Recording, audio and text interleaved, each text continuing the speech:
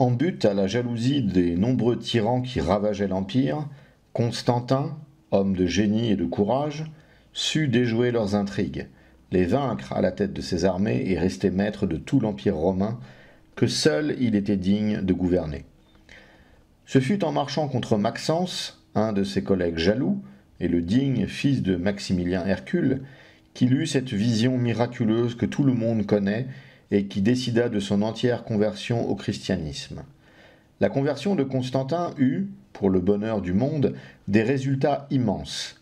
La religion, il est vrai, grandissait toujours malgré les persécutions. Mais de longtemps encore le monde n'eût été complètement chrétien si toujours, en s'enrôlant sous les drapeaux de Jésus-Christ, on n'eût eu la perspective des supplices et de la mort. La crainte aurait enchaîné bien des convictions. Mais aussitôt que le monde put devenir chrétien, il assiégea les parvis de l'Église, et bientôt l'idolâtrie n'eut plus de refuge qu'au fond des villages, où bientôt même elle vit détruire son règne.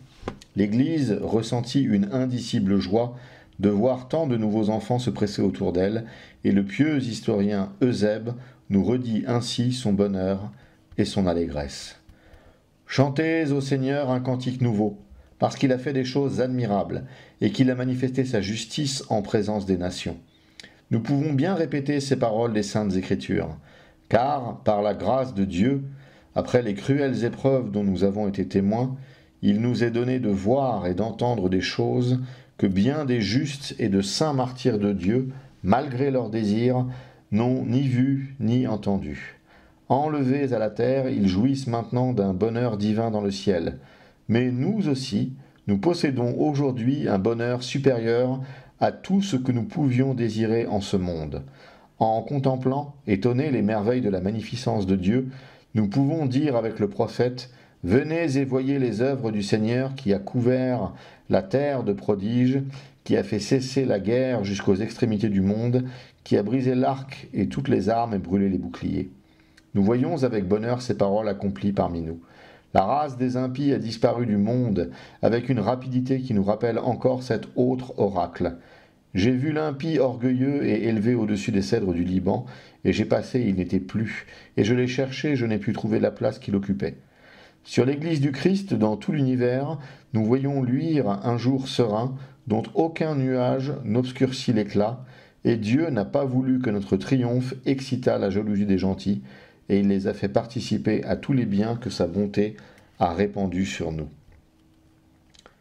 Que nous sommes heureux de voir ces lieux dévastés naguère, désolés comme après un long pillage, reprendre une vie nouvelle, de voir les temples du Seigneur sortir de leurs ruines, se relever plus grands et décorés avec plus de magnificence. Les consécrations de ces nouvelles églises, les assemblées fréquentes des évêques, le concours des pèlerins qui viennent des régions les plus éloignées, l'amour qui règne entre les peuples divers, la sainte harmonie qui existe entre tous les membres du corps du Christ, qui vivent du même esprit, possèdent le même zèle pour la foi et chantent au Seigneur les mêmes louanges, tel est le spectacle magnifique que nous avons sous les yeux. Les chefs de l'Église et les fidèles rivalisent de zèle, les uns pour s'acquitter parfaitement de leur ministère, administrer les mystères divins, pour unir le chant des psaumes et des hymnes qui nous ont été divinement transmis, aux cérémonies mystiques, aux mystérieux symboles de la passion du Sauveur. Les autres louent Dieu et de tout leur cœur lui rendent grâce comme à l'auteur de tout bien. » Fin de citation. Mais le bonheur de l'Église ne fut pas de longue durée.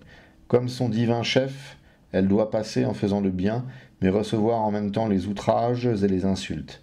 Seulement, elle ne sera jamais crucifiée, et Jésus-Christ lui a donné le privilège de l'immortalité. C'est un rocher inébranlable contre lequel viendront toujours se briser les vagues impuissantes du vice et de l'erreur. Délivrée des bêtes féroces qui avaient juré de la noyer dans le sang, elle vit surgir de son sein même des ennemis plus dangereux encore, les hérétiques, qui se succédèrent sans interruption pendant plusieurs siècles et firent d'incroyables efforts pour souiller de leur doctrine humaine le dépôt des vérités divines que l'Église doit remettre intactes et pures à la fin des siècles au Dieu qui le lui a confié. Les premiers hérétiques que nous voyons troubler l'Église des Gaules, après les persécutions, furent les Novaciens, qui s'attaquaient à l'infinie miséricorde de Dieu et ne laissaient qu'un affreux désespoir pour consolation aux malheureux qui avaient faibli dans les supplices et avait donné quelques marques extérieures d'apostasie. Il est certain que si Maximilien Hercule et son affreux cortège de bourreaux envoyèrent au ciel bien des martyrs, ils firent aussi de nombreux apostats. Mais parmi ces coupables, beaucoup n'avaient cédé qu'à la crainte, et étaient restés chrétiens au fond du cœur. Aussi, dès que la tempête fut apaisée, revinrent-ils en foule, honteux et repentants, s'agenouiller dans le parvis des églises, et implorer, les larmes aux yeux, la pénitence. D'âpres et durs sectaires, espèces de stoïciens un peu christianisés, et orgueilleux d'une vertu peut-être plus apparente que réelle, voulaient repousser ces pauvres tombés, qui imploraient avec tant d'humilité la miséricorde du Seigneur. Mais les vrais pasteurs, fidèles disciples de celui qui courait après les brebis égarées et les ramenait, tout joyeux au bercail, les recevaient avec une douceur évangélique, dirigée toutefois par l'amour de la justice et de la vérité. Il y eut même alors dans les Gaules un saint évêque qui consacra son éloquence à la défense de la miséricorde divine et écrivit un grand ouvrage contre les novatiens. Ce fut Rétitius, évêque d'Augustodunum, Autun, illustre d'abord dans le monde, plus illustre encore dans l'Église et qui a mérité ses éloges de saint Augustin. Rétitius, dit ce grand docteur à son adversaire Julien, Rétitius a joui d'une grande autorité dans l'Église pendant son épiscopat. Je n'en veux pour preuve que le choix qui fut fait de lui pour juger l'affaire des donatistes sous la présidence de Melchiade, évêque du siège apostolique. Il fut un de ceux qui condamnèrent Donat, premier auteur du schisme des donatistes, et prononcèrent en faveur de Cécilien, évêque de l'église de Carthage. En parlant du baptême, continue saint Augustin, voici comment Rétitius s'exprime. Tout le monde sait que la principale indulgence qui soit dans l'Église est celle par laquelle nous quittons le poids de notre ancien crime, nous effaçons les fautes anciennes de notre ignorance, par laquelle nous nous dépouillons du vieil homme et des péchés qui sont innés en lui. Ce passage de saint Rétitius, que nous a conservé saint Augustin, est probablement tiré de son ouvrage contre les novatiens. Il avait en outre composé un commentaire sur le Cantique des Cantiques. Saint Jérôme ne l'estimait pas sous le rapport philologique, mais il donne à l'éloquence sublime du saint auteur de si grands éloges que nous devons vivement regretter que ses ouvrages soient perdus. Il lui avait acquis une si haute réputation qu'il fut un des 3 évêques gaulois choisis par Constantin pour juger l'affaire des donatistes. Ces hérétiques eux-mêmes avaient demandé pour juge les évêques des Gaules et en avaient écrit ainsi à l'empereur. Nous avons recours à vous, excellent empereur, vous qui êtes d'une race juste et dont le Père n'a point persécuté les fidèles. Puisque la Gaule a été exempte du crime d'avoir livré les saintes écritures, et qu'entre nous et les autres évêques d'Afrique il s'est élevé des divisions, nous supplions votre piété de nous donner des juges gaulois. Constantin fut surpris d'abord, et avec raison, qu'on s'adressât à lui dans une affaire purement religieuse. Il comprenait que si, comme empereur, il pouvait favoriser l'Église, seconder son action pour le bien de la société, il ne pouvait avoir la prétention de s'immiscer à son gouvernement, qui n'a été confié par Jésus-Christ, ni aux empereurs, ni aux rois. Il eut donc sagement agi, en suivant sa première inspiration et en renvoyant les donatistes à l'autorité spirituelle. Mais il céda à leurs instances et leur nomma pour juges Rétitius d'Autun, Marinus d'Arles et Maternus de Cologne, qui durent s'entendre avec le pape Melchiade, auquel l'empereur écrivit en ces termes.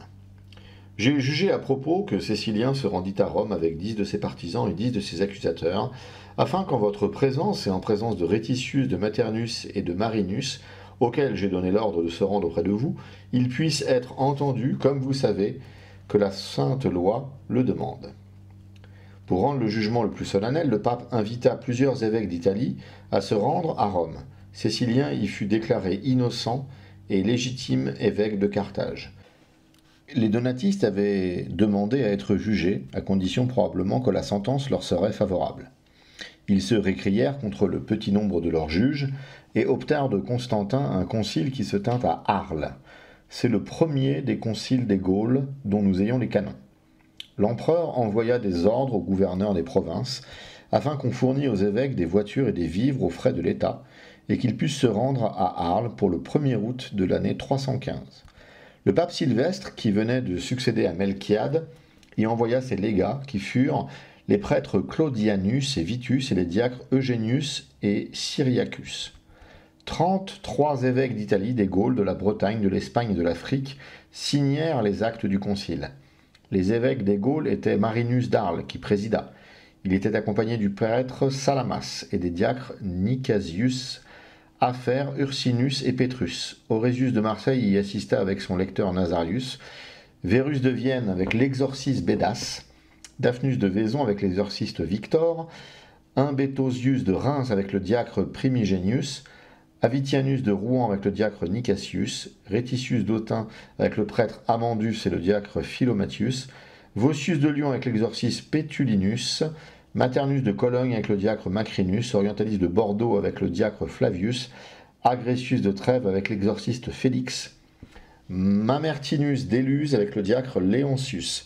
L'église d'Orange était représentée par le prêtre Faustinus, celle de Nice par le diacre Innocent et l'exorciste Agapius, celle d'Apt par le prêtre Romanus et l'exorciste Victor, celle des Gabales, près de Mende, par le diacre Génialis. Après avoir examiné l'affaire de Cécilien et confirmé la sentence du Concile de Rome, les évêques jugèrent à propos de faire plusieurs règlements pour remédier aux abus qui tendaient à se glisser dans la discipline ecclésiastique, et ils rendirent compte de leurs travaux au pape Sylvestre par la lettre suivante. Marinus, Agressius, etc., au très aimé pape Sylvestre, salut éternel dans le Seigneur.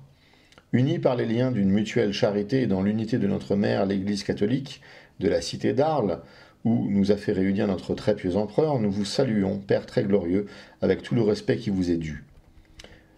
Nous avons eu affaire à des hommes effrénés et très pernicieux à notre loi et à la tradition, mais grâce à l'autorité de Dieu présente au milieu de nous, et à la tradition et à la règle de la vérité, ils ont été confondus, réduits au silence et à l'impossibilité de donner suite à leurs accusations et de les prouver. C'est pourquoi, par le jugement de Dieu et de l'Église qui connaît les siens, ils ont été condamnés. Plût à Dieu, notre très cher frère, que vous eussiez daigné assister à ce grand spectacle. Nous croyons que la sentence portée contre eux eût été encore plus accablante, et si vous eussiez jugé avec nous, nous eussions ressenti une plus grande joie. Mais vous n'avez pu quitter ces lieux où les apôtres ne cessent de présider, et où leur sang rend à la gloire de Dieu un continuel témoignage. Très chers frères, nous n'avons pas cru devoir nous occuper seulement de l'affaire pour laquelle nous avions été réunis, mais encore des besoins de nos provinces respectives, et nous vous envoyons nos règlements, afin que par vous, qui avez la plus grande autorité, ils viennent à la connaissance de tous. Le recueil des règlements du concile envoyé au pape était accompagné de la lettre suivante. Au Seigneur très saint frère Sylvestre, Marinus et l'Assemblée des évêques réunis à Arles. D'un commun accord, nous envoyons à votre charité ce que nous avons décidé, afin que, désormais, tous sachent ce qu'ils doivent observer. Premièrement, point numéro 1. Sur l'observation de la Pâque du Seigneur, nous avons décidé qu'elle devait être observée dans tout l'univers le même jour et dans le même temps, et que, suivant la coutume, vous l'indiquiez à tous par lettre. Commentaire de Guettet, ce canon nous donne une preuve éclatante de l'union qui existait entre l'Église romaine et l'Église des Gaules. Les actes de ce premier concile gaulois attestent de la manière la plus claire la primatie universelle de l'évêque du siège apostolique et nous la présentent comme un fait incontesté. Donc Guettet écrit ça avant de se convertir à l'orthodoxie, donc il amènera des éléments qui vont nuancer cela plus tard. Point numéro 2. Les ministres devront rester dans les lieux où ils auront été ordonnés. À leur origine, les diverses communautés chrétiennes étaient administrées plutôt par des missionnaires que par des pasteurs proprement dits, comme elles le furent depuis. Lorsqu'une mission arrivait dans une province non encore évangélisée, le chef de la mission ou l'évêque désignait bien comme un centre d'opération qui devenait son siège épiscopal. Mais tous ses disciples se répandaient çà et là suivant l'impulsion de l'Esprit de Dieu. À mesure que la religion s'établit, on sentit la nécessité de fixer des lignes de démarcation entre les diverses communautés ou églises et d'arrêter les courses plus ou moins aventureuses de clercs qui n'auraient pu, sans inconvénient grave, venir travailler dans un champ confié aux soins d'un autre et échapper à une surveillance que la fragilité humaine a toujours rendue nécessaire. Telle fut probablement la raison du deuxième canon du concile d'Arles. Canon numéro 3. Il a été décidé que ceux qui, pendant la paix, quittent le service militaire seront excommuniés. Commentaire de Guettet, on peut croire sans témérité que ce décret fut rendu pour plaire à l'empereur, qui alors avait besoin de ses troupes. Canon numéro 4. Les conducteurs de chars seront excommuniés tant qu'ils prendront part à ces jeux. Canon numéro 5. Les acteurs de théâtre sont aussi excommuniés. Commentaire de Guettet. L'Église n'a donc jamais toléré les théâtres et les spectacles, ces écoles d'immoralité et de corruption. Canon numéro 6. Il a été décidé qu'on devait faire l'imposition des mains à ceux qui, étant malades, manifestent l'intention d'être du nombre des croyants. Commentaire de Guettet, cette expression l'imposition des mains est prise en plusieurs sens par les écrivains ecclésiastiques. Elle désigne ici le baptême auquel on donnait quelquefois ce nom. Canon numéro 7. Les présidents se rendant à la province qui leur sera désignée devront prendre des lettres de communion, et il en sera de même de tous ceux qui iront dans une autre province exercer des fonctions publiques. Commentaire de Guettet. Ces lettres de communion étaient délivrées par l'évêque et il y attestait que la personne à laquelle il les accordait était en communion avec lui. Les idolâtres étant encore nombreux, les pasteurs devaient prendre des moyens de reconnaître les fidèles. Canon numéro 8. Quant à la coutume des Africains de rebaptiser, il a été décidé que si quelqu'un quittait l'hérésie pour rentrer dans l'Église, on devait l'interroger sur le symbole. Si par les réponses on voit qu'il a été baptisé au nom du Père, du Fils et du Saint-Esprit, on lui imposera seulement les mains afin qu'il reçoive le Saint-Esprit, c'est-à-dire on lui donnera le sacrement de confirmation. S'il ne répond pas sur la Trinité, on devra le rebaptiser. Commentaire de Guettet, on voit par ce canon que l'opinion des rebaptisants n'était pas morte en Afrique avec Saint Cyprien. Canon numéro 9. Pour ceux qui n'ont que des lettres de communion signées des confesseurs de la foi, on doit les leur ôter et leur en donner d'autres. Commentaire de Guettet. Pour comprendre ce règlement, il faut savoir que ceux qui avaient confessé la foi pendant la persécution étaient en si grande vénération dans l'Église que des lettres de communion données par eux étaient reçues avec respect et équivalaient à celles des évêques. Il se glissa probablement des abus dans cet usage, si respectable en lui-même, et c'est ce qui motiva le décret du Concile. Canon numéro 10. Si des fidèles surprennent leurs épouses en adultère, on doit, autant que possible, leur conseiller de ne pas se remarier du vivant de ses épouses. Commentaire de Guettet. Dans ce cas, les lois civiles autorisaient le divorce. De là vient la circonspection du Concile qui engage seulement à conseiller de ne pas contracter un nouveau mariage. Canon numéro 11. Il a été décidé qu'on séparerait de la communion pour quelque temps les femmes qui s'uniraient à des gentils. Canon numéro 12. Les ecclésiastiques usuriers doivent être excommuniés. Canon numéro 13. Ceux qui sont dénoncés comme ayant livré, pendant les persécutions, les saintes écritures, les vases sacrés ou les noms des frères doivent être rayés du clergé, si leur faute est prouvée par des actes publics et non par de simples paroles. Les ordinations qu'ils auraient faites depuis leur faute sont annulées. Mais comme un grand nombre paraissent se porter comme accusateurs contre les règles de l'Église et croient devoir être crus sur de simples témoignages, nous déclarons que leurs accusations ne doivent pas être reçues si elles ne sont appuyées sur des actes publics, comme on l'a dit ci-dessus. Commentaire de Guettet. Il y eut des traîtres pendant la persécution, et il était juste de leur faire expier leurs crimes. Mais il ne fallait rien donner à la haine, et on devait empêcher les fausses accusations. La preuve, par acte public que demande le Concile, était d'une haute sagesse et arrêtait toute accusation calomnieuse que le Concile frappe d'anathème dans le canon suivant. Canon numéro 14. Ceux qui accusent à faux leurs frères seront excommuniés jusqu'à la mort. Commentaire de Guettet. Nous donnons immédiatement le canon 16e, afin de présenter ensuite sans interruption tous ceux qui ont rapport à la hiérarchie ecclésiastique. Canon numéro 16. Tous ceux qui ont été excommuniés pour crime ne devront rentrer en communion que dans l'endroit où ils ont été excommuniés et quelque lieu qu'ils se soient retirés depuis. Canon numéro 16.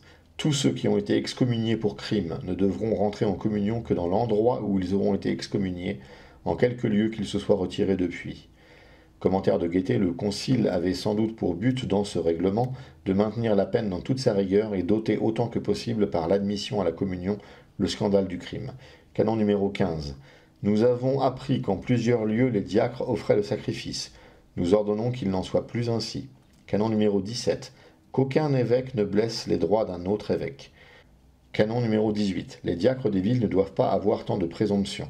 Il faut qu'ils aient pour les prêtres l'honneur qui leur est dû et ne fassent rien sans leur consentement. Commentaire de Guettet. Dans les premiers siècles, il y avait des diacres attachés aux différentes églises. L'évêque, exerçant dans son église épiscopale les fonctions du prêtre, avait ordinairement avec lui moins de prêtres que de diacres. Les prêtres étaient envoyés dans les petites villes ou les campagnes à mesure qu'il s'y établissait des communautés chrétiennes. Il paraît que les diacres résidant dans la cité et auprès de l'évêque se croyaient, en vertu de leur position, à leurs yeux plus brillantes que celles des prêtres, au moins leurs égaux, et entreprenaient parfois sur les fonctions sacerdotales. Le Concile les ramène sans ménagement au principe de la hiérarchie établie dans l'Église dès son origine, et qui se sont toujours perpétués les mêmes. Le Concile ne maintient pas avec moins de vigueur les droits respectifs de chaque évêque dans son Église épiscopale ou diocèse, et lui conserve toute la plénitude de son action. Canon numéro 19. On doit donner aux évêques voyageurs un lieu pour offrir le saint sacrifice. Commentaire de Guettet. Ces évêques, qu'on appelait indistinctement voyageurs ou corps-évêques, étaient des évêques sans siège et missionnaires. On les appela d'abord évêques des nations. Ils allaient annoncer l'évangile aux peuples idolâtres et plus tard venaient probablement seconder le zèle de ceux qui réclamaient leur secours pour le bien de leurs églises. Canon numéro 20. Personne ne doit être assez téméraire pour ordonner seul un évêque. Il doit prendre avec lui 7 autres évêques et au moins 3 s'il ne peut en avoir 7. Commentaire de Guettet. L'ordination d'un évêque par un seul évêque a toujours été regardée comme valide, mais aussi comme illicite. Nous aurons lieu plus tard d'étudier d'une manière approfondie l'objet si important des ordinations épiscopales. Canon numéro 21. Il a été décidé que les prêtres et les diacres devaient exercer leur ministère dans les lieux où ils ont été ordonnés.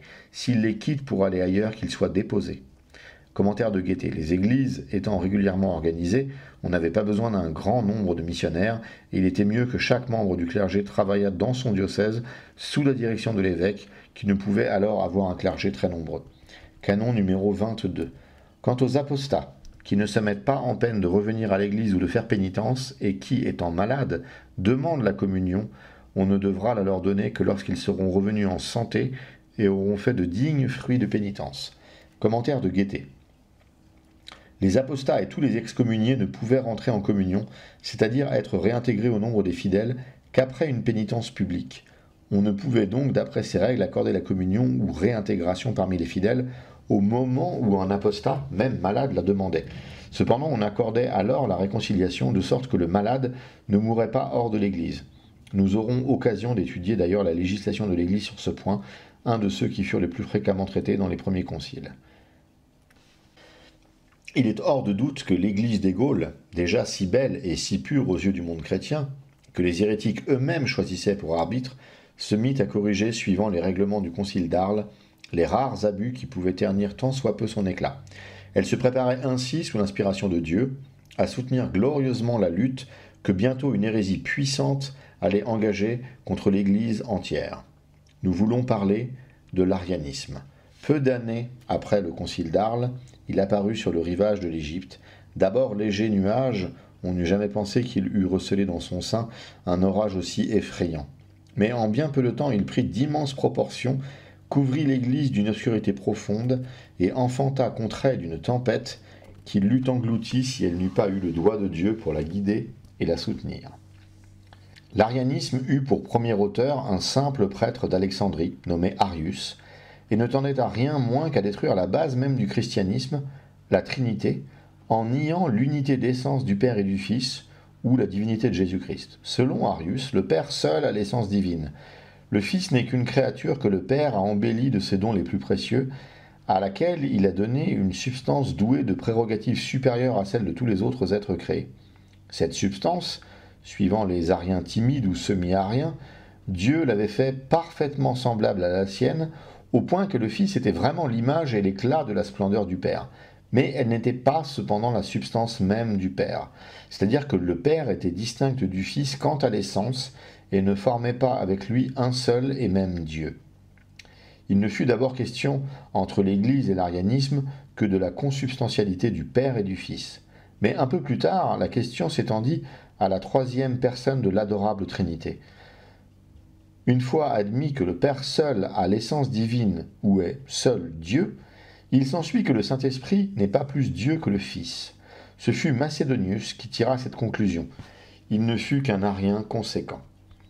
Dans ces discussions contre l'arianisme, comme en toutes celles qu'elle dut avoir avec les innombrables hérésies qu'enfanta l'orgueil humain, l'Église ne fit que constater la foi antique et permanente qu'elle avait reçue de son divin auteur. Lors donc qu'Arius osa porter un œil profane sur le mystère profond de l'essence divine, nécessairement inaccessible à toute intelligence finie, et que le Verbe incarné put seul nous faire connaître, l'Église exposa simplement sa foi. Elle constata que toujours, depuis Jésus-Christ, ses enfants avaient cru que le Père, le Fils et le Saint-Esprit ne font qu'un seul et même Dieu, qu'ils n'ont qu'une seule essence, quoique distincts en personnalité, que le Père, par une opération qui lui est coéternelle, a engendré son Verbe, expression substantielle de son être, et que le Saint-Esprit procède éternellement du Père et du Fils. Donc là, pareil, c'est le catholicisme de Goethe qui parle. Il est bien évident que le Saint-Esprit ne procède pas du Père et du Fils.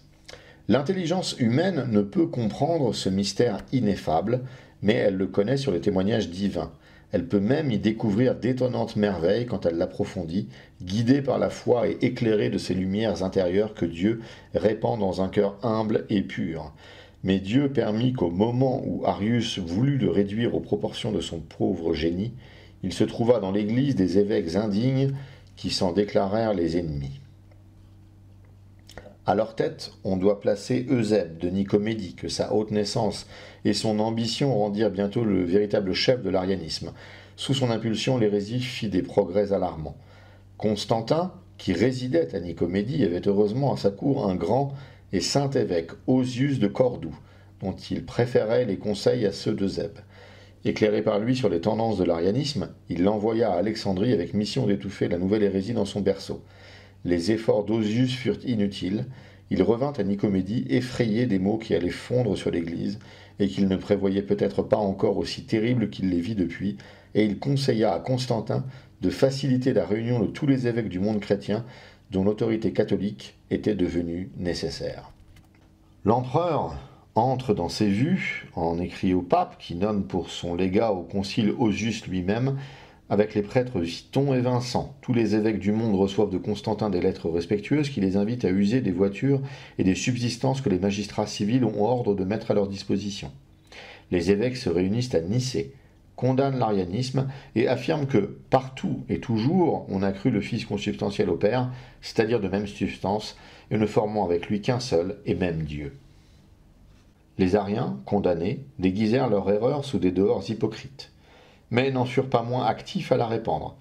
Ils en vinrent même jusqu'à séduire Constantin, la lui firent prendre pour la vérité, et l'amenèrent à persécuter le grand Athanase, ce héros sublime dont toute la vie ne fut qu'un long combat pour la vérité.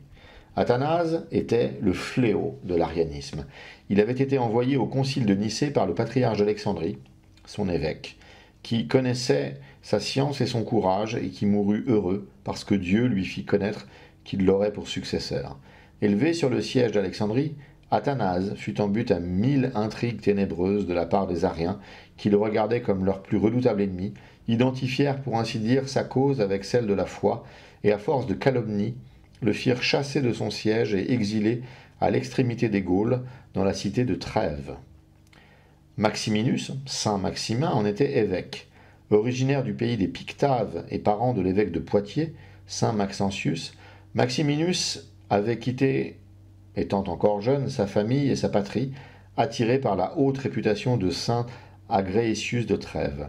Après avoir été disciple de ce saint évêque, il fut son successeur, et remplissait avec un zèle admirable tous les devoirs de l'épiscopat lorsque le grand Athanase arriva dans sa cité.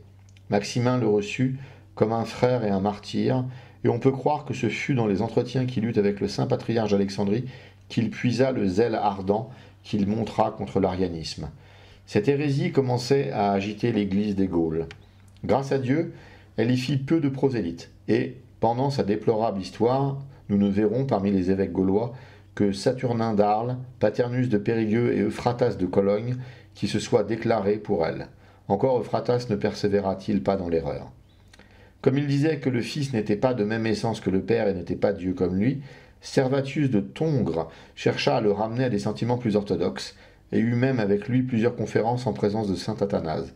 Mais, sur ces entrefaites, le grand patriarche quitta Trèves, et Euphratas devint tellement hérétique que les fidèles de son église le dénoncèrent à Maximin, grand ennemi de l'arianisme. Sur l'invitation de Maximin, 14 évêques des différentes provinces des Gaules se réunirent à Cologne. C'étaient Maximin de Trèves, Valentinus d'Arles, Donatianus de Cabillon, c'est-à-dire Chalon-sur-Saône, Sévérinus de Sens, Optatianus de Troyes, Gessé de Spire, Victor de Worms, Valérianus d'Auxerre, Simplicius d'Autun, Amandus de Strasbourg, Justinianus de Bâle, Eulogius d'Amiens, Servatus de Tongres et Discolius de Reims.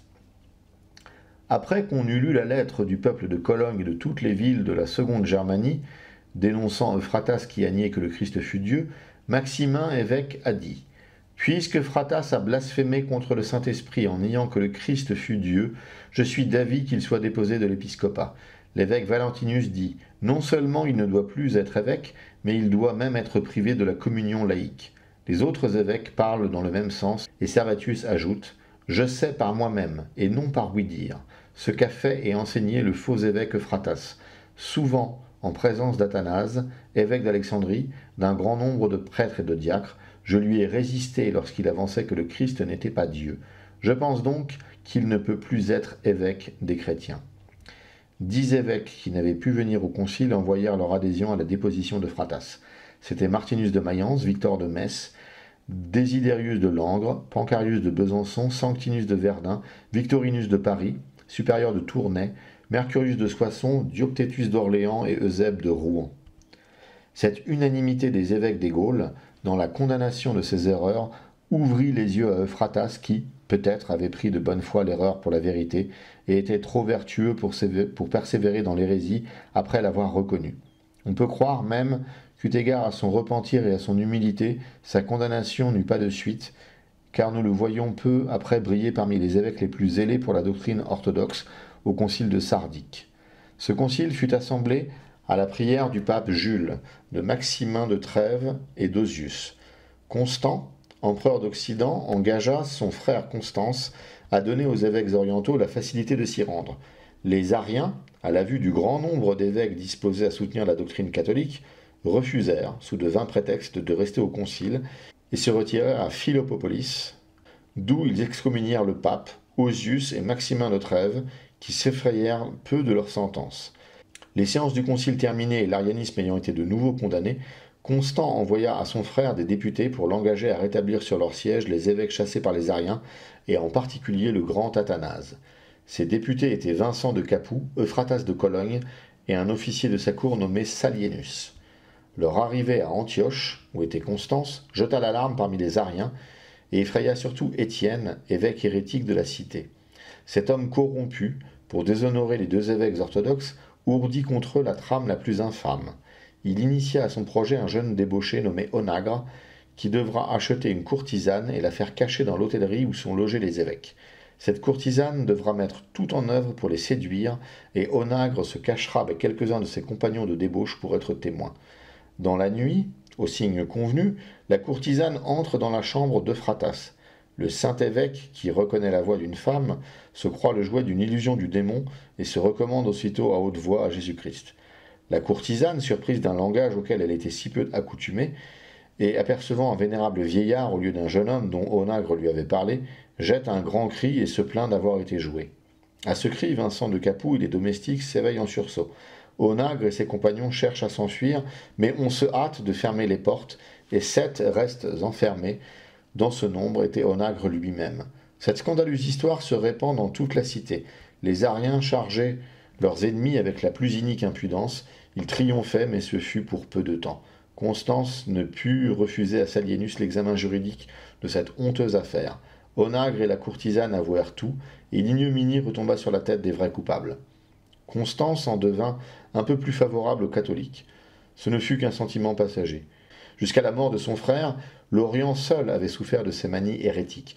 Mais lorsque Constant eut été massacré et que l'usurpateur Magnance, vaincu à Mursa, se fut donné la mort, l'Occident tomba au pouvoir de Constance qui se mit à travailler avec activité à le souiller de l'arianisme. Constance fut un prince imbécile, qui passa son règne à embrouiller des questions qui n'étaient pas de sa compétence, ambitionna toute sa vie la gloire d'un grand théologien et oublia qu'il était empereur.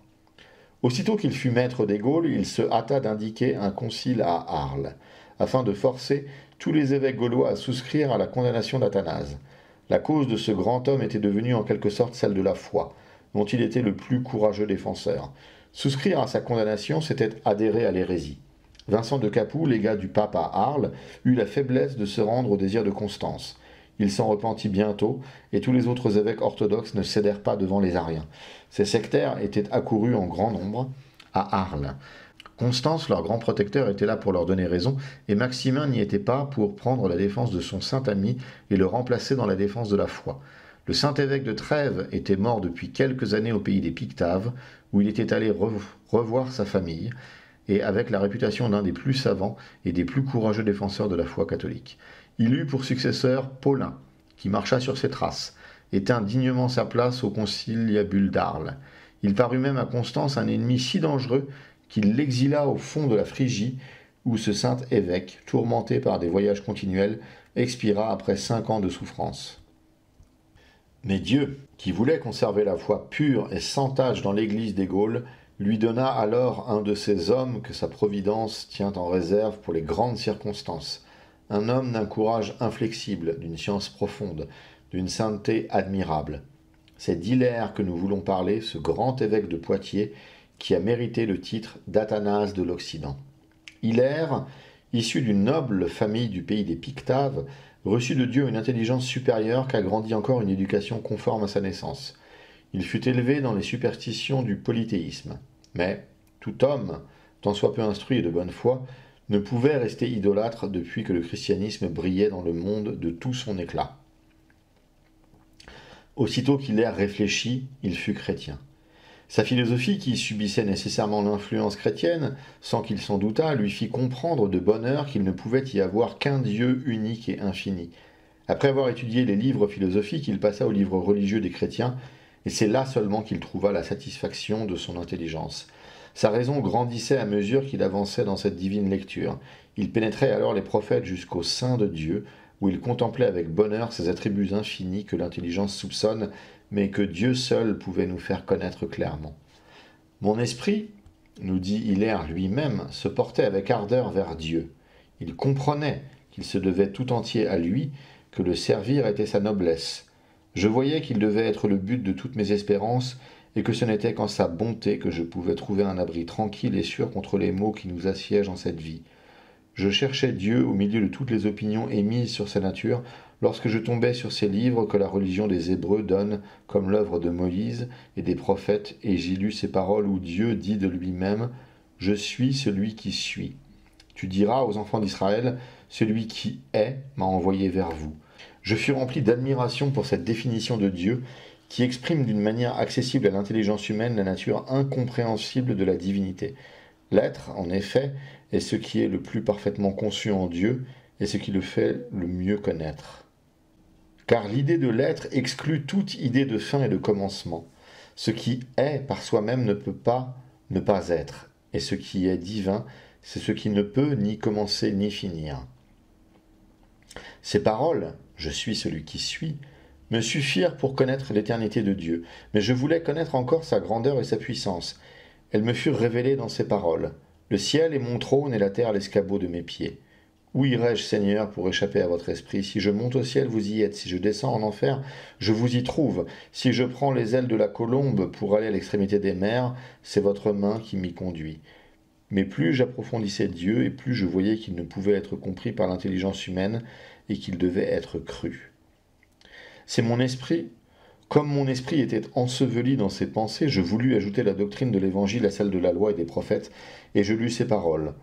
Au commencement était le Verbe, et le Verbe était en Dieu, et le Verbe était Dieu. À ces paroles, ma raison s'élève au-dessus des connaissances naturelles, je découvre une science de Dieu qu'elle ne soupçonnait pas. Elle pénètre au sein même du Créateur et y découvre le Verbe éternel qui se fait chair pour habiter parmi nous. À mesure qu'il avance dans la lecture des Saintes Écritures, Hilaire voit s'élargir le cercle de ses pensées. Les grands problèmes de l'immortalité se dévoilent à ses yeux. Il apprend de saint Paul qu'au-dessus des connaissances purement naturelles, il existe un ordre de connaissances plus élevé, celles que donne la foi et qui seules peuvent satisfaire l'intelligence. Il sentait une indicible joie à recevoir dans son âme les hautes et sublimes vérités qui y brillaient sans obstacle, car son cœur était resté pur. Hilaire, en possession de la vérité, l'exprima dans toutes ses actions. Il devint un chrétien parfait, et les prêtres eux-mêmes, dit Fortunat, désiraient marcher sur ses traces. Pour lui, vivre, c'était craindre Jésus-Christ avec amour et l'aimer avec crainte. N'étant encore que laïc, il avait le zèle d'un apôtre, et déjà il était le modèle de l'église de Poitiers, lorsqu'elle le choisit pour pasteur. Il était marié et avait même une fille nommée Abra, mais lorsqu'il fut évêque, sa vertueuse épouse lui laissa la liberté de se consacrer tout entier à la gloire de la religion et à la défense de l'Église. Il fut bientôt un des plus intrépides adversaires de l'arianisme et de Constance, son protecteur. Après les efforts inutiles qu'il fit à Arles en faveur de l'arianisme, Constance devint furieux et organisa une véritable persécution contre les catholiques. Dans toutes les villes, les évêques étaient traduits devant les tribunaux. Souscrivez à l'arianisme ou allez en exil, leur disait-on. L'empereur ordonne. Ceux qui aimaient mieux obéir à Dieu qu'aux hommes étaient dépouillés de leurs biens, exilés ou jetés en prison. Les vierges chrétiennes qui voulaient conserver leur foi aussi pure que leur cœur étaient honteusement insultées, frappées de verges. Témoin de ces infamies, Hilaire élève la voix pour la première fois. Il s'adresse à l'empereur lui-même, le supplie de mettre un terme aux violences intolérables dont les catholiques sont accablés, et réduit en poudre les vaines accusations de rébellion élevées contre eux parmi les Ariens. Mais son zèle et son éloquence ne servirent qu'à exciter contre lui la haine des sectaires. Il ne s'en émut pas, et, sur son conseil, tous les évêques gaulois retranchèrent de leur communion par un acte public Saturnin d'Arles et Paternus de Périgueux. Les deux excommuniés ne pardonnent pas cet acte à Hilaire. Avec l'appui de Constance et de concert avec Ursas, évêque de Saint-Giton, et Valens de Mursa, chef de l'arianisme en Occident, ils assemblent à Béziers un concile qui n'est presque composé que d'ariens. Hilaire y est cité et s'y rend. Il ne pouvait s'attendre à y faire triompher la vérité, mais il voulait au moins tenir tête à ses ennemis et les confondre. Les hérétiques craignaient trop la science d'Hilaire pour engager une discussion avec lui. Ils aimèrent mieux crier contre lui et l'accabler des calomnies les plus absurdes. Julien, depuis empereur et apostat, alors César, outré de la fausseté des accusations des Ariens, ne put s'empêcher de prendre la défense d'Hilaire.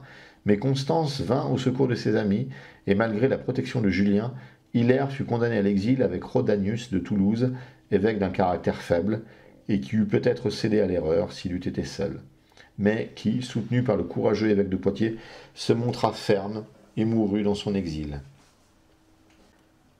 Après le départ de Rodanius, l'église de Toulouse fut indignement persécutée. Les clercs furent frappés de verges, les diacres meurtris avec des balles de plomb, et on osa porter la main sur le Christ lui-même. Les saints, ajoute le grand Hilaire, comprennent ce que je dis. Du fond de la Phrygie où il fut exilé, Hilaire entretint des relations avec les évêques des Gaules. Il gouverna toujours son église par ses clercs, et il employa ses moments de loisir à composer le magnifique ouvrage de la Trinité, qui a mérité une place distinguée parmi les plus beaux monuments de la tradition chrétienne. C'est surtout dans ce livre que le génie de l'illustre évêque de Poitiers se déploie tout entier, et l'érudition y est revêtue d'une éloquence large, impétueuse, entraînante. On y sent la justesse de l'expression de saint Jérôme, qui appelait Hilaire le Rhône de l'éloquence latine. Dès le commencement, il expose avec une exactitude et une clarté remarquables l'unité de substance et la trinité des personnes divines. Sur les ailes du sublime évangéliste saint Jean, il pénètre jusqu'au sein de Dieu et va y surprendre cette opération éternelle par laquelle il engendre son Verbe, qui est l'expression substantielle de son être, l'éclat de sa splendeur infinie. Après l'exposition de la foi catholique, Hilaire attaque vigoureusement tous ceux qui ont erré sur le grand mystère dont il s'est fait l'apôtre, les Ariens d'abord, puis Hébion, Photin, Sabellius. Il les écrase tous sous le poids de sa logique, et surtout des témoignages de l'Écriture sainte, sagement entendus, appliqués avec justesse. Des critiques minutieux ont vu des erreurs dans ce bel ouvrage. Mais faut-il porter un jugement d'après quelques mots isolés qui ont passé par la main des copistes depuis tant de siècles et qui contredisent la vraie doctrine du saint docteur exprimée si clairement dans le reste de l'ouvrage ? C'est par l'ensemble du livre qu'on doit juger de sa foi.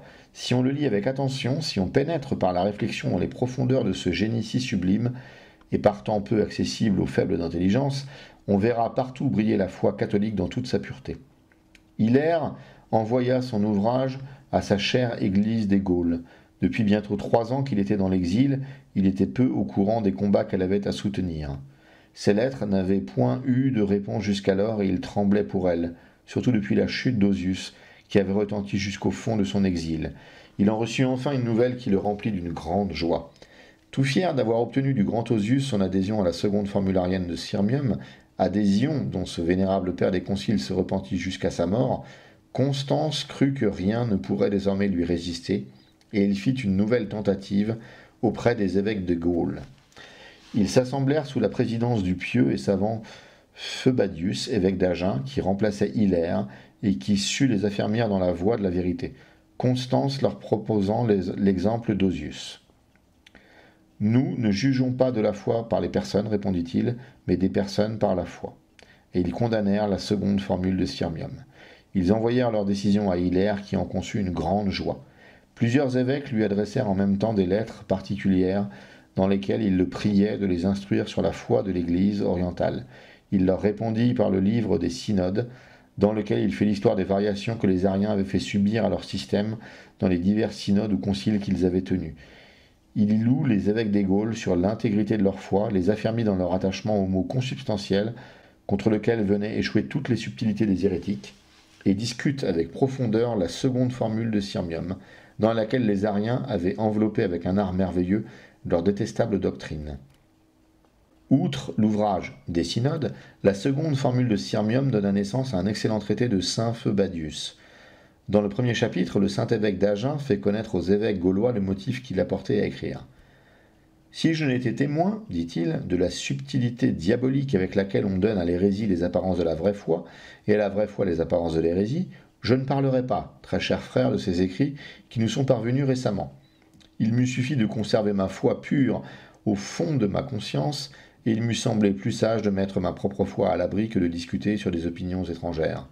Mais puisqu'il faut se faire hérétique, si on veut être appelé catholique, et puisqu'on ne peut cependant être vrai catholique qu'en rejetant l'hérésie, je suis obligé d'écrire ce livre afin de mettre à découvert ce venin diabolique qui s'enveloppe sous des dehors modestes et religieux, afin de faire bien comprendre le mal que recèlent ces paroles, simples en apparence. Quand le mensonge sera dévoilé, la vérité pourra enfin se dilater et respirer à l'aise.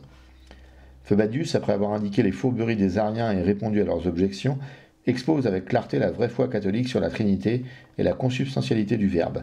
Il termine son traité par quelques mots sur Osius de Cordoue.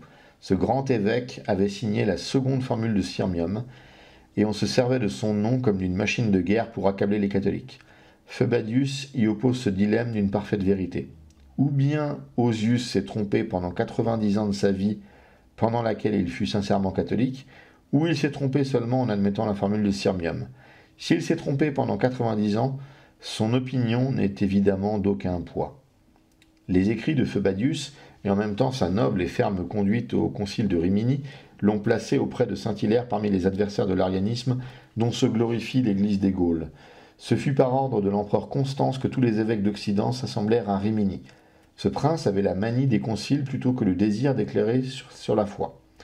Parfaitement convaincu de son génie théologique, il exigea que les pères de Rimini, aussi bien que ceux du concile de Séleucie, qui se tenaient en même temps, lui envoyassent leurs décisions afin qu'il pût examiner si elles étaient bien conformes à la Sainte Écriture. Les Ariens ne furent pas en majorité à Rimini. Il s'y trouva plus de 400 évêques, et il n'était que 80. Les plus célèbres des évêques gaulois étaient Pheubadius d'Agen et Servatius de Tongres. Constance, en assemblant ainsi tous les évêques, n'avait qu'un seul but, celui de faire triompher la doctrine d'Arius.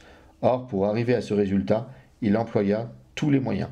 Amener directement les pères de Rimini à embrasser l'erreur, ce n'était pas chose possible. Il fallait les tromper, leur présenter l'hérésie tellement enveloppée sous les dehors de la vérité qu'ils puissent la prendre pour elle. C'est à quoi travailla activement le parti arien, et surtout Valens, qui en était le chef. Ils proposèrent grand nombre de formules, plus ou moins captieuses, mais toutes venaient échouer contre le mot consubstantiel, terme profond, divinement inspiré au concile de Nicée et qui, seul, exprime complètement la foi catholique. C'est pour cela qu'il inspirait aux Ariens une véritable terreur. À toutes les propositions des hérétiques, les catholiques répondaient « Il n'est pas besoin de nouvelles formules, le dogme a été défini à Nicée ». Et ils envoyèrent des députés porter à Constance cette décision. Ils leur ordonnèrent en même temps de ne point communiquer avec les Ariens et de ne rien conclure sans avoir fait leur rapport au concile. Les députés étant arrivés à la cour, on commence par leur refuser audience. Ils attendent inutilement. C'est un parti pris de les fatiguer de refus. En même temps, menaces, promesses, tout est employé contre eux. Ils se laissent séduire, signant une formule rejetée par le concile, et reconnaissent la catholicité des principaux ariens. Tout fier de sa victoire, Constance écrit à Taurus, préfet d'Italie, et lui promet le consulat s'il réussit à faire adopter par tout le concile la formule signée par les députés. Taurus se met à l'œuvre. La formule qu'on vous propose, dit-il aux évêques, peut être admise par tous les catholiques. Elle ne contient pas, il est vrai, le mot consubstantiel, mais faut-il pour un mot rester toujours divisé? Ne doit-on pas le sacrifier à la paix? Soit faiblesse, soit ennui d'un si long séjour dans un pays étranger, le plus grand nombre des évêques consent à signer la formule proposée. Il n'en reste plus que 20, à la tête desquels sont Phoebadius et Servatius. Taurus leur fait les plus terribles menaces, mais voyant ce moyen inutile, il a recours aux prières. Voilà, dit-il, le 7e mois que les évêques sont enfermés dans cette ville, souffrant toutes les rigueurs de l'hiver et de la disette, sans espérance de revoir de sitôt leurs églises. Quand tout cela finira-t-il?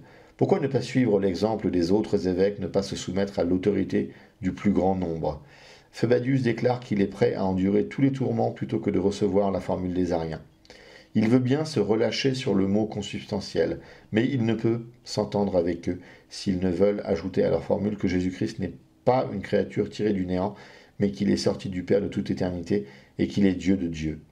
Les Ariens acquiescent aux propositions de Phoebadius et les catholiques qui voient leur foi exprimée avec exactitude sacrifient pour le bien de la paix le mot consacré par les pères de Nicée. Ce fut là toute leur faute. Cependant, le bruit se répand dans toute la ville que la formule est erronée. Valence, qui en est l'auteur, déclare devant Taurus qu'il n'est pas arien. Les catholiques et les ariens se réunissent ensemble et Valence fait devant tout le concile la déclaration qu'il a faite devant le préfet. L'évêque Claudius lui dit alors les blasphèmes qu'on lui attribue. Il les désavoue publiquement et s'écrie « Si quelqu'un dit que Jésus-Christ n'est pas Dieu, Fils de Dieu, engendré du Père avant les siècles, qu'il soit anathème. Si quelqu'un dit que le Fils de Dieu n'est pas semblable au Père, selon les Écritures, qu'il soit anathème. » Qu'il soit anathème, répond tout le concile. Valence ajoute, comme pour fortifier cette doctrine, si quelqu'un dit que le Fils de Dieu est créature comme les autres créatures, qu'il soit anathème. Tous répondent qu'il soit anathème. Et ils ne s'aperçoivent point du venin caché dans cette proposition. Croyant à la bonne foi de Valence, ils pensèrent qu'il voulait dire que le Fils de Dieu ne participait point à la nature des créatures. Mais tel n'était pas le sens que l'hérétique donnait à ces paroles. Selon lui, le Fils de Dieu était créature. Seulement, il était supérieur aux autres. Les évêques furent trompés par l'hypocrisie de Valens, qui feignit d'admettre tout ce que voulut le concile et fut un des députés choisis pour emporter les décisions à l'empereur. Sorti du concile, sa conduite tout arienne éclaira les évêques. Ils s'aperçurent qu'ils avaient été joués par lui, et quoique leur faiblesse fût bien excusable, puisqu'elle leur avait été inspirée par l'amour de la paix, et qu'ils n'avaient réellement rien sacrifié de la doctrine catholique, ils en conçurent une grande douleur. Voyant qu'on les accusait d'une hérésie dont ils sentaient en leur conscience qu'ils n'étaient pas coupables, ils couraient de tous côtés, prenant à témoin le corps de Jésus-Christ et de tout ce qu'il y a de plus saint dans l'Église, qu'ils n'avaient pas eu le moindre soupçon de l'erreur contenue dans leur profession de foi. Nous avons cru, disait-il, que le sens s'accordait avec les paroles, c'est la bonne opinion que nous avons eue des méchants qui nous a trompés. En même temps que le concile de Rimini se tenait en Occident, celui de Séleucie était assemblé en Orient. Saint-Hilaire s'y trouva. Il confondit les ariens et les semi-ariens, qui cependant y firent triompher leur doctrine confuse et indécise. Hilaire accompagna à Constantinople les députés orientaux qui y trouvèrent ceux du concile de Rimini, avec lesquels ils s'assemblèrent par l'ordre de Constance. Voyant les efforts de l'empereur pour faire adopter la captieuse formule de Rimini, Hilaire lui adressa son second mémoire, dans lequel il plaide avec éloquence la cause de la foi et la sienne. « Mon exil, lui dit-il, n'est pas la punition de mes crimes, il est l'effet de la cabale et des fausses relations qu'on vous a faites du concile de Béziers. J'ai, dans votre César Julien, un témoin de l'outrage qui m'a été fait. Empereur, je vous prouverai quand vous le voudrez qu'on vous a trompé, qu'on s'est moqué de votre César. Si je suis convaincu de quelque faute, je ne dirai pas indigne du caractère d'un évêque, mais d'un laïc probe et honnête, je veux bien quitter l'épiscopat et vieillir dans l'exercice de la pénitence comme le dernier des fidèles. Prince, j'ai une grâce à vous demander. Daignez m'entendre devant le concile qui est aujourd'hui assemblé et qui ne s'accorde pas sur la foi. Vous cherchez la vérité? Apprenez-la non de vos nouvelles formules, mais des livres saints. Souvenez-vous que la foi n'est pas un système philosophique, mais la doctrine de l'Évangile. Le zèle d'Hilaire fut inutile, et Constance força son concile de Constantinople à adopter la formule de Rimini. Alors le grand évêque exhala sa juste indignation dans son discours contre Constance. « Il est temps de parler, s'écrie-t-il. Le temps de se taire est passé. Qu'on attende Jésus-Christ, l'Antéchrist est venu. Que les pasteurs crient, les mercenaires ont fui.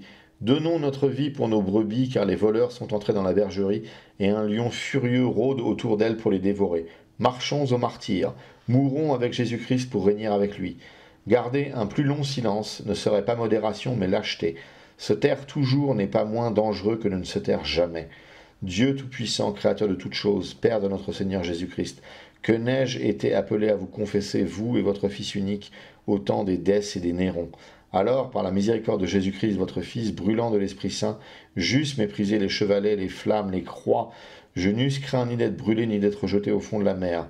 Nous aurions combattu ouvertement contre vos ennemis, contre les bourreaux et les égorgeurs.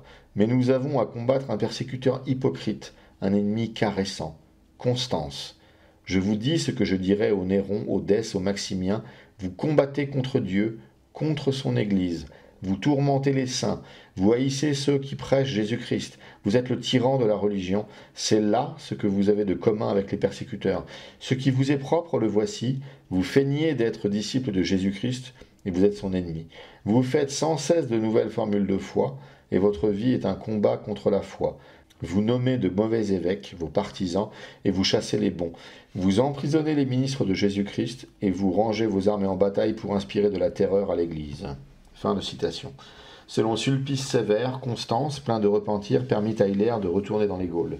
Il fut ému, sans doute, des foudroyantes paroles que lui fit entendre le saint évêque. Les Ariens eux-mêmes vinrent au secours des bonnes dispositions qu'elles purent lui inspirer. Ils redoutaient Hilaire. Sa science, son éloquence, son zèle, son courage les effrayaient. Ils le représentèrent à l'empereur comme le perturbateur de l'Église orientale et obtinrent son éloignement de Constantinople. Hilaire prit aussitôt la route de l'Occident. Il brûlait du désir de revoir son Église des Gaules, qui embrassa avec amour ce héros revenant du combat, tout couvert de gloire. L'Église de Poitiers, surtout, reçut avec transport ce pasteur si saint, si zélé pour le bien de son troupeau. À son arrivée, Hilaire trouva l'Église des Gaules tout agitée de ce qui s'était passé à Rimini. Les évêques étaient divisés. Les uns adhéraient à la formule arienne, l'interprétant cependant dans un sens catholique. Les autres la rejetaient avec horreur, n'y voyaient qu'une fourberie hérétique, et voulaient retrancher de leur communion ceux qui l'admettaient. Le saint évêque de Poitiers modéra leur zèle et crut avec raison que la douceur était préférable à la sévérité. Par ses soins et ses conseils, tous les évêques des Gaules se réunirent plusieurs fois. Catholiques sincères comme ils l'étaient, ils furent bientôt d'accord. Ceux qui s'étaient laissés prendre par les paroles artificieuses des Ariens condamnèrent leur faiblesse, s'attachèrent plus que jamais à l'expression de la foi consacrée par les pères de Nicée. Saturnin d'Arles et Paternus de Périgueux furent déposés de leur siège et excommuniés de nouveau, et l'Église des Gaules fut entièrement délivrée de l'hérésie, grâce surtout à Hilaire. Il reçut vers ce temps une lettre de plusieurs évêques orientaux qui l'avaient connu pendant son exil et qui réclamaient le témoignage des évêques gaulois en faveur de la foi catholique. À sa prière, les évêques s'assemblèrent donc à Paris et écrivirent une lettre synodale dans laquelle ils exposent avec netteté et précision la vraie foi, témoignent de leur attachement inaltérable aux mots consubstantiels, et ils regardent comme excommuniés tous les chefs de l'arianisme, et en particulier Saturnin, dont ils parlent en ces termes: « Comme il s'élève avec une grande impiété contre nos salutaires ordonnances, que votre charité sache qu'il a été excommunié 2 fois par tous les évêques des Gaules, son impiété nouvelle qu'il ose exprimer en des lettres téméraires et ses anciens crimes trop longtemps dissimulés, le rendent entièrement indigne de l'épiscopat. » Saturnin chercha donc par ses écrits à défendre son hérésie, mais inutilement. L'arianisme ne put résister au coup que lui porta le grand Hilaire, en même temps qu'il prenait avec tant de zèle la défense de l'Église entière. Ce saint évêque ne négligeait pas son Église de Poitiers, qu'édifiait par leur vertu sa femme et Abra sa fille, qui d'après son conseil avait consacré à Dieu sa virginité. Hilaire eut toujours pour Abra une tendresse toute paternelle.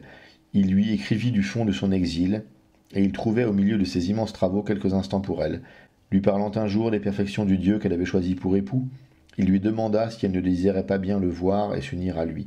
Abra lui répondit que c'était son unique désir. Alors Hilaire se mit en prière, et l'âme chaste et pure d'Abra s'envola au ciel. Sa mère envia le même bonheur. Le saint évêque pria aussi pour elle, et il lui obtint d'aller rejoindre sa fille dans le sein de Dieu. Pour les saints, c'est bien peu de choses que la terre. Ils n'aiment et ne désirent que le ciel.